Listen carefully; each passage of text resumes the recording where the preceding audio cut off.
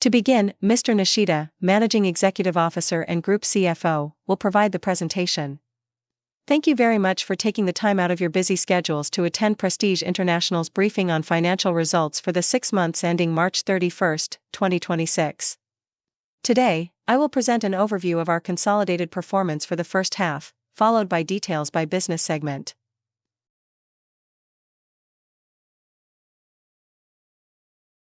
First, let me begin with the summary of our consolidated results for the period. Net sales increased 11.8% year-on-year to 34.4 billion Japanese yen, driven by the global business, as well as the property and financial guarantee businesses. Operating profit rose 14.1% year-on-year, or by 526 million Japanese yen, to 4.25 billion Japanese yen. This increase was achieved despite higher costs associated with on-site service operations in the automotive and property businesses, as well as increases in personnel expenses due to business expansion and rising wages. These cost increases were offset by sales growth in the relatively high-margin global and financial guarantee businesses. Ordinary profit grew 18.2% year-on-year to 4.68 billion Japanese yen, reflecting the increase in operating profit and foreign exchange gains, despite a decline in equity method investment income. As a result, profit attributable to owners of parent reached 2.66 billion Japanese yen, up 19.3% year-on-year, marking a record high for an interim period. Currently, inflationary pressures remain high, and our group is also affected by higher personnel costs, particularly rising tariff to partner companies in the automotive business.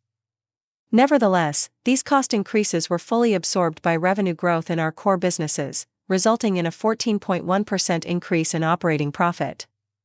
Progress toward our full-year forecast stands at around 50% for each profit level, indicating steady, inline performance.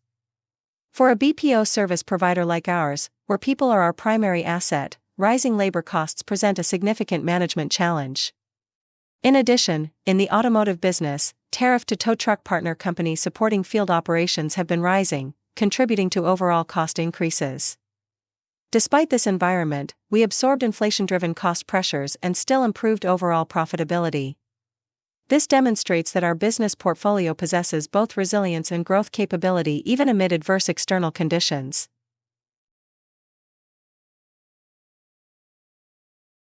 Next, I'd like to explain the balance sheet. Current assets increased by 3.198 billion Japanese yen to 45.42 billion Japanese yen, primarily due to higher cash balances from increased net income. Although advances for overseas medical expenses declined, total advances rose by 425 million Japanese yen due to higher advances for rent guarantees.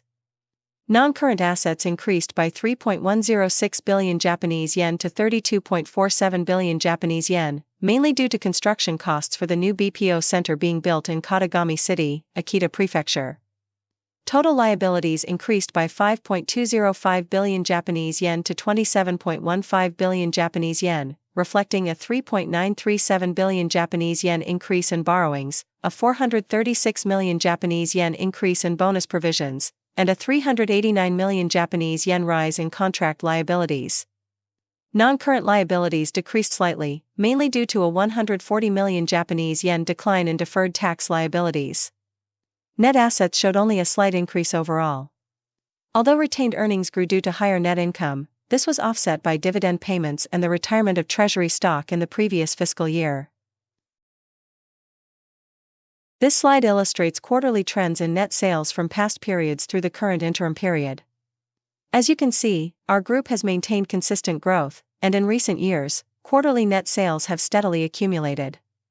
Looking specifically at this interim period, Q1 net sales were 16.7 billion Japanese yen, and Q2 reached 17.6 billion Japanese yen, representing strong growth compared with 15.7 billion Japanese yen in the same quarter of the previous year. Next, please see the trend in quarterly operating profit. Operating profit for Q2 stood at 2.321 billion Japanese yen, compared with 2 billion Japanese yen in the same period of the previous year. Despite cost pressures, we achieved solid profit growth through cost control efforts and higher revenues. Moving on to performance by segment. Overall, we believe our focus on both growth and efficiency worked effectively and in tandem during this period. Growth was primarily driven by the financial guarantee business and the property business, while the results of selective optimization contributed to greater efficiency in the customer business. Next, let me explain the performance of each business segment. First, the automotive business. Net sales increased 8.6% year-on-year to 14.46 billion Japanese yen, while operating profit decreased 9.7% year-on-year to 1.486 billion Japanese yen. Although sales rose due to successful price negotiations, as mentioned earlier, costs increased because we raised tariff for partner companies providing roadside services starting in July. In addition, heavy rain disasters, longer towing distances, and extremely hot weather drove up on-site service costs, resulting in lower profits. On the other hand, in some client cases, the outcome of price negotiations was deferred to the second half of this fiscal year. There were also upfront costs related to new projects for connected cars of domestic automakers, which contributed to the year-on-year decrease in operating profit. These issues are expected to be resolved in the second half of this fiscal year, and we will launch new direct channel insurance roadside assistance services and integrated contact centers for overseas automakers, reflecting continued strong demand that we plan to capture going forward. In recent years, particularly in the Tokyo metropolitan area, partner companies providing roadside services have faced challenges due to labor shortages and business succession issues, leading to fewer available dispatch partners. To address this, our group has established service centers across Japan, including the Tokyo area, and will continue to invest proactively to maintain and expand our service network. Next, the property business. Net sales increased 20.5% year-on-year to 4.833 billion Japanese yen, and operating profit rose 40% year-on-year to 356 million Japanese yen. In the Park Assist business, profitability declined as we allocated additional personnel to address quality deterioration. Price negotiations did not progress, resulting in lower profit for parking-related projects. On the other hand, in the Home Assist business, the rental housing emergency dispatch services, which fully scaled up last fiscal year, gained traction. Additionally, profitability improved as we reviewed and revised contracts in multiple projects, driving overall growth in the property business. From the second half of this fiscal year through the next fiscal year, we are receiving multiple inquiries from housing lease and energy-related companies. For existing clients, we are also making proposals for integrated contact centers that cover both dispatch and customer service functions, and we will continue to pursue further growth. Next, the global business. Net sales increased 18.9% year-on-year, and operating profit grew 29.1% to 712 million Japanese yen. The healthcare program for expatriates gained new clients and benefited from revised commission structures, contributing to higher earnings. Additionally, the number of overseas travel insurance claims handled continued to rise due to increased inflows from major non-life insurers, supported by the weaker yen, resulting in both revenue and profit growth. Looking ahead to the second half of this fiscal year, and beyond, we expect continued strong demand, including the launch of healthcare programs for new clients and confirmed outsourcing contracts from a major general trading company. We will continue our efforts to ensure we capture all available opportunities. Next, I will discuss the customer business. Net sales were 3.3 billion Japanese yen, showing a slight decline year-on-year. This was due to the withdrawal from several unprofitable projects in the previous fiscal year. However, operating profit increased 58.3% year-on-year to 469 million Japanese yen, thanks to improved profitability.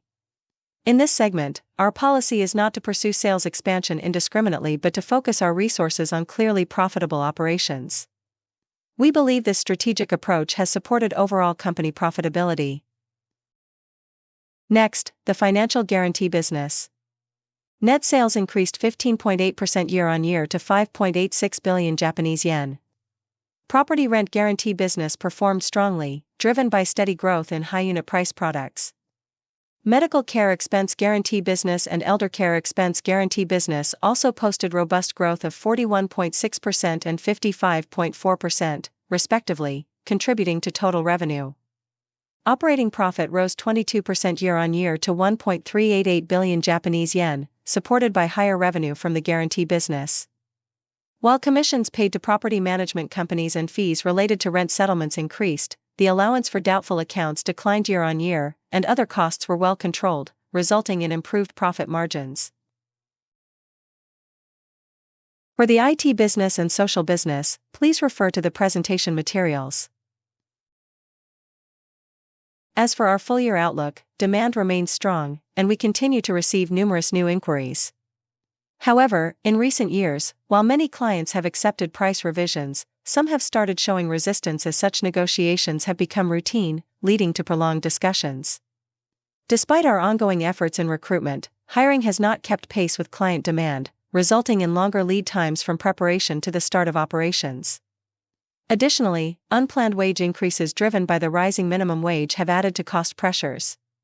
Although business performance has been solid thus far, given these uncertainties, we have decided to maintain our current full-year forecasts at this stage. Next, let me move to shareholder returns. In accordance with our medium-term business plan, we plan to pay an interim dividend of 13 Japanese yen per share and the same 13 Japanese yen per share at year-end, for an annual total of 26 Japanese yen. This represents a full-year dividend payout ratio of 61.9%, achieving our shareholder returns policy of the medium-term business plan target of 60% or higher.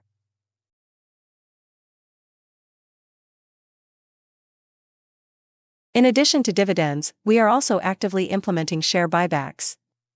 During the first half of this fiscal year, we completed the share repurchase by August 14th, acquiring 750,000 shares at a total cost of 470 million Japanese yen. For the second half of this fiscal year, considering the record high profit achieved in this interim period, as well as our current financial position and market conditions, we plan to repurchase approximately 1.45 million shares, equivalent to about 1.0 billion Japanese yen. As mentioned earlier, despite solid demand, we have been unable to secure the originally planned number of personnel, and wage increases have exceeded forecast. The convention that labor costs should be absorbed through internal efficiency efforts has led to competitive pricing pressures in some cases. To overcome these challenges and build a growth model less dependent on workforce size, we believe DX, digital transformation, to automate and streamline routine operations is essential. To address structural dilemmas between maintaining operational stability and implementing transformational DX initiatives, we established the DX Promotion Headquarters on October 1, 2025.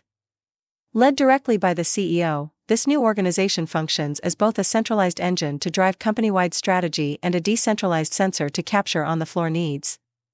By combining top-down leadership with bottom-up operational improvement, it serves as the core of management for driving both defensive and offensive transformation.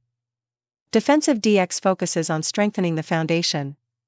We will integrate fragmented data across group companies to build a unified corporate platform, thereby achieving company-wide operational efficiency and cost optimization. Offensive DX leverages our vast database of millions of real customer data sets accumulated annually, an area of our core strength. By analyzing this data using AI, we aim to deliver proactive services and create new digital businesses. This is our envisioned engine for value creation and growth. In the short term, we will promote operational efficiency using general-purpose AI. In the medium to long term, we plan to develop proprietary AI models, standardize, and renew our operational system infrastructure, and provide reskilling programs to help all employees acquire new digital skills. Lastly, as we have enhanced our earning power through this interim performance, we believe that now is the right timing to make strategic investments for the future to ensure sustainable corporate value growth. The establishment of the DX Promotion Headquarters, as introduced in the previous slide, lies at the heart of this vision. Through these future investments, we aim not only to achieve greater efficiency but also to utilize our data to create new value, laying the foundation for our next mid- to long-term growth drivers. We will continue to pursue new revenue sources and innovation opportunities, including digital investments, to drive sustainable growth. That concludes my presentation. Next, we will have a presentation from Mr. Nakamura, Head of Investor Relations, PR and IR Division. Thank you for the introduction. My name is Nakamura. I would like to add further detail to 3 points that Mr. Nishida mentioned earlier. Let me start with recruitment progress. I will explain using the bottom left chart. On the left-hand side of the slide, you can see a map of Japan with the locations of our BPO centers. To the right of each location, you will see colors in gray, light green, light blue, or red. These indicate the operational rates at each site. Each BPO center has a different appropriate utilization target rate depending on when it was established, and the colors show the current progress toward those target levels. For example, the Iwati BPO Fortress, established in June 2024, had an operation rate of approximately 30% as of the end of March 2025, according to our previous report. As of the end of September, it rose to 46%. Next, the Akita BPO Dyson branch, established in April 2024, had an operation rate of 46% at the end of March 2025, which increased to 63% at the end of September 2025. At the top of the slide, the Aomori BPO Masawa branch, which opened in April 2025, naturally had 0% utilization as of March 2025 prior to opening, but has since reached 56% as of the end of September 2025. Overall, our total utilization rate improved from 70.6% at the end of March to 73% at the end of September. While recruitment conditions remain tight, progress continues at each site, and are steadily moving forward. Next, let me explain the progress of our DX initiatives. As mentioned earlier by Mr. Nishida, the DX Promotion Headquarters was established on October 1, 2025. Back in May 2025, during our full-year financial results briefing, I discussed our DX activities utilizing generative AI. These include voice-to-text systems for automatic text summarization and voicebot/chatbot applications leveraging our knowledge base. We continue to expand the scope of these initiatives. The diagram shown here represents our vision for CX, customer experience, which is expected to evolve further in sophistication going forward. On the left-hand side, you can see various communication tools through which customers contact us based on their individual preferences. For Prestige International Group, our core operations, such as assistance services and emergency services, will continue to be handled by human operators who provide genuine hospitality. This is represented by the operator figure in the lower center of the diagram. At the same time, for services, mainly within the customer business, where efficiency and speed are highly valued, we plan to leverage AI operators and bots. Through these diverse contact tools, we will appropriately route customer requests and provide services using the most suitable AI engines. In this way, we aim to build next-generation contact center solutions that seamlessly integrate human and AI support. Lastly, as mentioned earlier, in May 2024, we announced our 8th medium-term business plan, which includes new initiatives related to CASE and MOS within our core automotive business. Today, I would like to introduce our first concrete step in realizing those initiatives.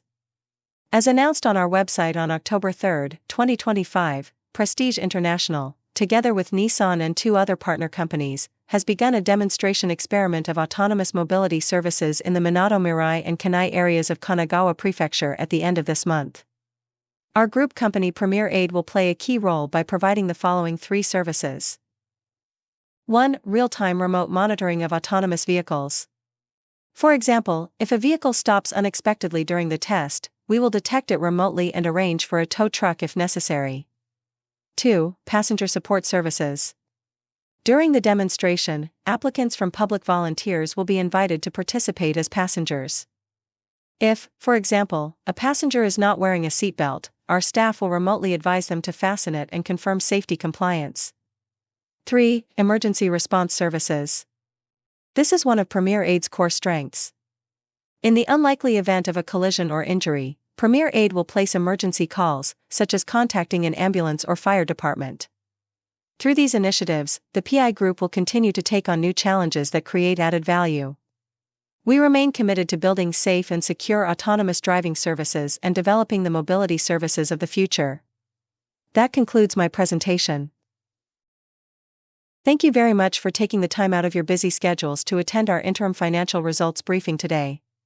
As Mr. Nishida and Mr. Nakamura have just explained the financial results and related details, I would like to offer a summary and share our overall direction as we reach the halfway point, 1.5 years of our current medium-term business plan. Since the onset of the COVID-19 pandemic, the market environment surrounding our business has changed significantly.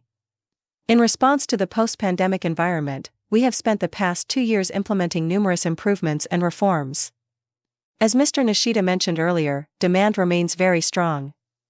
However, in the past 2 years, we were in a phase of trying to capture as much demand as possible. To be candid, that approach is no longer sustainable. Across Japan, the labor shortage has become a critical issue, and we too face challenges in securing enough highly skilled personnel to meet all demand. Given these conditions, our group will be more selective in the businesses we pursue going forward. We will carefully choose which businesses to engage in and which partners to collaborate with, providing high value-added services together.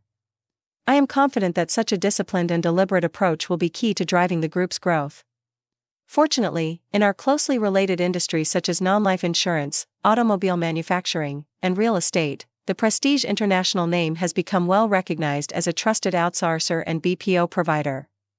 We intend to fully leverage this strong reputation. Until now, we have mainly developed and expanded our services in-house. Going forward, we plan to work more closely with various industry partners, forming alliances or even establishing joint ventures and subsidiaries to further expand our business. A major change in our approach concerns our BPO center expansion strategy. In recent years, we have been opening new centers across the Tohoku region at a pace of 1 every 2 to 3 years, including upfront investments. As explained earlier, there is still unused capacity in these centers.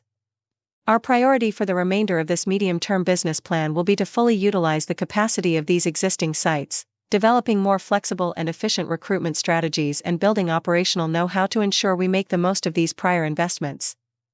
At the same time, within our existing operations, we see particularly strong demand and competitive advantage in our on-site service organization, such as roadside assistance and home assistance services for residential properties.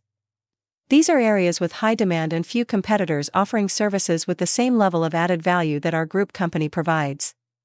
For these businesses, we plan to continue making forward-looking investments to expand our service network under the current medium-term business plan. At present, we have approximately 800 on-site field personnel, and over the next year and a half, we aim to expand this to over 1,000 staff members. By doing so, we plan to enhance our customer service capabilities and broaden our regional coverage. In summary, during the remaining year and a half of our medium-term business plan, we will focus on selectively pursuing the right initiatives and executing them steadily. Beyond this period, we aim to partner with various companies to create new business value through collaboration and innovation. That concludes my remarks. Thank you very much for your kind attention. We will now move on to the Q&A session. We will first take questions from the floor. Please note that due to time constraints, we may not be able to address all questions. Thank you for your understanding. Question. Regarding the establishment of the DX Promotion Headquarters on page 24 of the materials, among your 7 business segments, in which areas do you expect to see the most significant transformation over the next 2 to 3 years? Could you share your current outlook or image? Answer.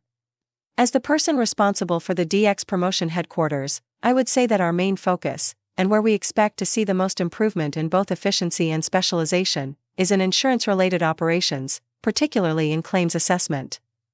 We are already implementing AIOCR technology, which automatically converts image data, such as medical treatment invoices received from overseas hospitals, into digital data. Until now, each employee manually reviewed and inputted these invoices, but with AIOCR, this entire process is handled by the system. Of course, final verification will still be performed by human staff, but this initiative will dramatically enhance operational efficiency. In addition, we are also promoting AI-based claims assessment.